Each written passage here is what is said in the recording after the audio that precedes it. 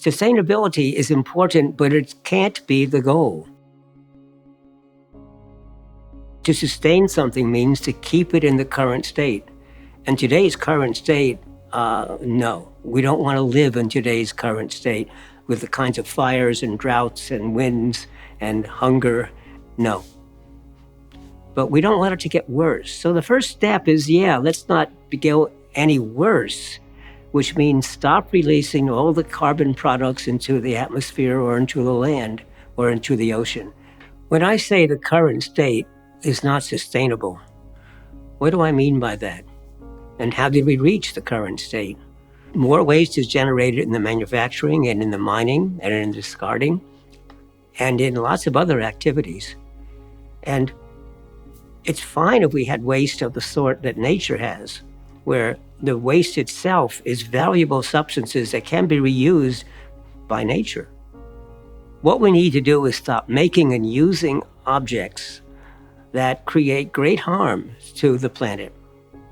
This means changing the way that we do things, changing the way we make things, changing our designs, making a designs that the stuff can be repairable and can last a long time without being thrown away, that can be upgraded without having to buy a new item. It means changing a lot of things, not just the design, but the companies have to change their business models. Because today the business model is based upon the fact that we're going to sell a new product every few years, a new product, a new product, a new product. No, that's what leads to the waste, it leads to the harm. What we need is to say, we're going to sell a system. But meanwhile, the current way of living is destroying the planet. So we have to change that state, stop doing that, but better than that, recover our former state. So we have to also change and get rid of the harm that has already been done. You know, the climate scientists like to talk about atmospheric temperature, the average temperature of the world's atmosphere.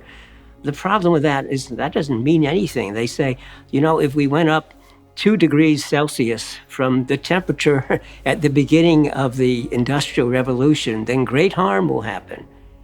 2 degrees Celsius? I mean, the temperature changes more than that every day, up and down, up and down. What does that mean? That's not very much. So the problem here is the meaningful statement made by the climatologists. The climatologists are talking about the heat of the entire planet. And for them, 2 degrees is a huge amount. Whereas we talk about the temperature every day and how it changes up and down more than 2 degrees. We have to heed what the climatologists are telling us. We have to stop this heating. But let's not talk about degrees Celsius. Let's talk about floods and windstorms and drought and hunger and fires, the results of climate change.